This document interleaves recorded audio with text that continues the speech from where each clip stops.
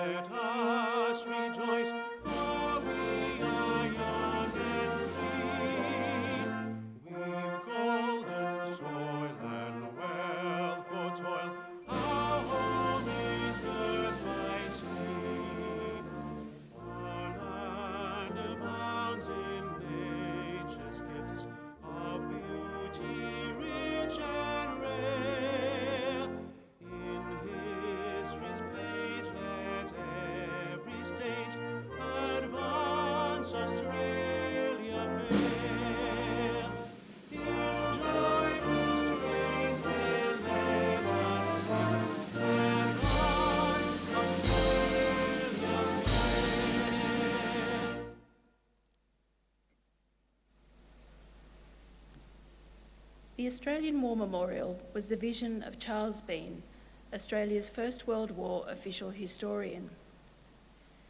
Bean landed with the Australian troops on Gallipoli and stayed with them at the front through to the end of the war. The idea of this national memorial and museum came to him at Pozières, France, in the depths of the bloody fighting of 1916. Bean's idea was that this would be a place where families and friends could mourn loved ones buried in faraway places. It would also be a place that could help all Australians understand what these men and women had endured and what they had done for us. Bean's vision, to which we remain true, is best expressed as inscribed in the entrance to the memorial's galleries. Here is their spirit in the heart of the land they loved, and here we guard the record which they themselves made. Tonight we will read the story behind just one of those on the Roll of Honour, which lists the names of more than 102,000 men and women who have given their lives for us in war and operations for more than a century. But first we present a lament, Flowers of the Forest. Wreaths or floral tributes will now be laid at the base of the Pool of Reflection.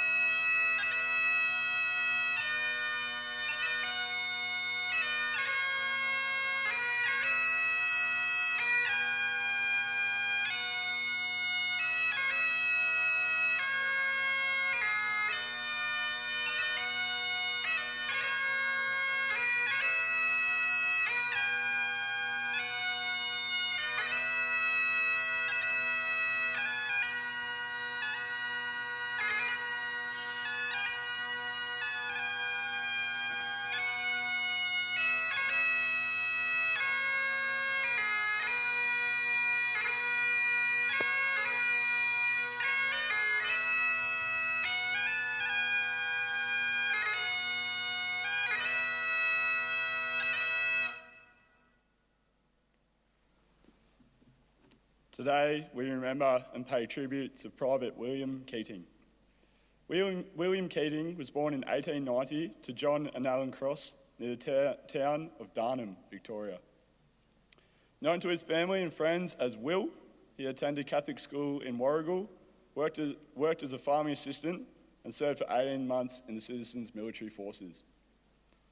Will was described as being of medium height and build, with reddish hair and blue eyes, and he later played football for his unit. Keating enlisted in the Australian Imperial Force at Warrigal on the 15th of April 1915 and undertook his training at the military camp at Broadmeadows near Melbourne. Having trained as a stretcher bearer, he sailed for Egypt with a reinforcement group for the 6th Field Ambulance 7 months later. The Gallipoli campaign had all but ended by the time he arrived, so Keating spent the following months in Egypt, where he was transferred to the newly raised 14th Field Ambulance, which sailed for France in June 1916. Less than 2 weeks after arriving in France, the 5th Australian Division, of which the 14th Field Ambulance was part, participated in a costly and unsuccessful attack at Fromelles on the night of the 19th of July 1916. In less than 24 hours, the Australians suffered 5,533 casualties. Throughout the fighting and afterwards, stretcher bearers from the 14th Field Ambulance carried hundreds of wounded men between the Latrue aid post behind the Australian front line and an ambulance loading post further to the rear. William was described during this time as being reticent about himself but responsible for many brave deeds and received great praise from his chief. Despite its severe losses, the 5th Australian Division remained in the Fromelles area. Several weeks later, Keating was admitted to hospital, suffering from a serious case of appendicitis and transported to England to recover. He did not return to the front until June 1917, when the focus of British operations shifted north into Belgium in preparation for a major offensive that would be later known as the Third Battle of Ypres. As part of this offensive, Australian troops were involved in a number of attacks that began with the Battle of Menin Road on the 20th of September 1917. Stretcher bearers from the 14th Field Ambulance were attached to the 1st and 2nd Division medical services to support casualties incurred during the fighting. On the 21st of September 1917, Keating was carrying wounded men along the Menin Road between Huge Crater and Hellfire Corner, when Australian stretcher bearers were subjected to German shell fire. Keating was hit in the back by fragments from a high explosive shell, killing him instantly. Aged 26 at the time of his death, Keating was buried at the Menin Road South Military Cemetery near Ypres. A simple epitaph by his grieving parents appears on his headstone today. In loving memory, R.I.P. Aged 26 at the time of his death, Keating was buried at the Menin Road.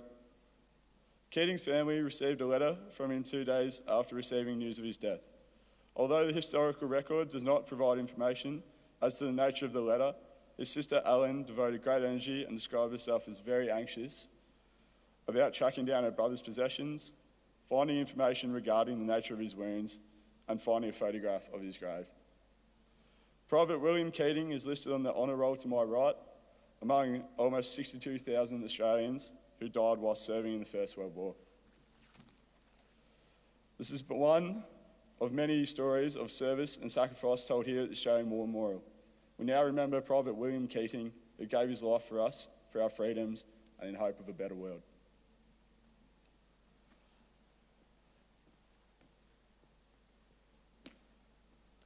Please stand for the reading of the ode and the sounding of the last post. They shall not grow old as we who are left grow old. Age shall not weary them, nor the years condemn. At the going down of the sun and in the morning, we will remember them. We'll remember them.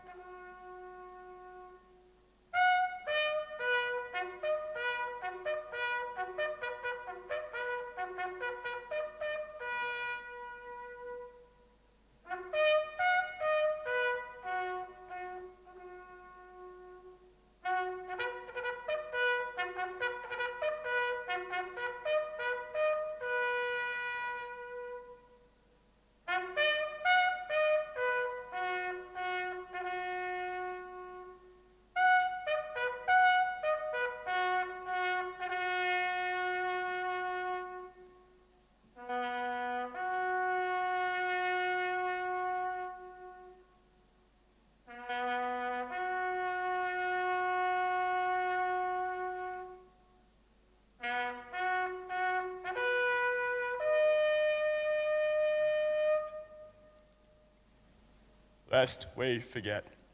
Lest we forget.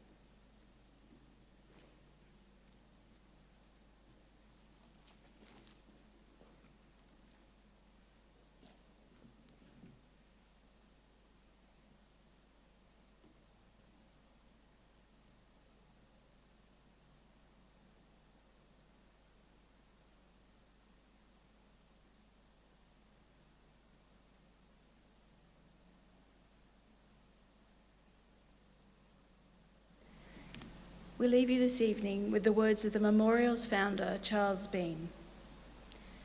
Many a man lying out there at Pozières or in the low scrub at Gallipoli with his poor, tired senses barely working through the fever of his brain has thought in his last moments, well, it's over. But in Australia, they will be proud of this. Ladies and gentlemen, girls and boys, that concludes the last post ceremony. We thank you for visiting the Australian War Memorial and wish you all a very good evening.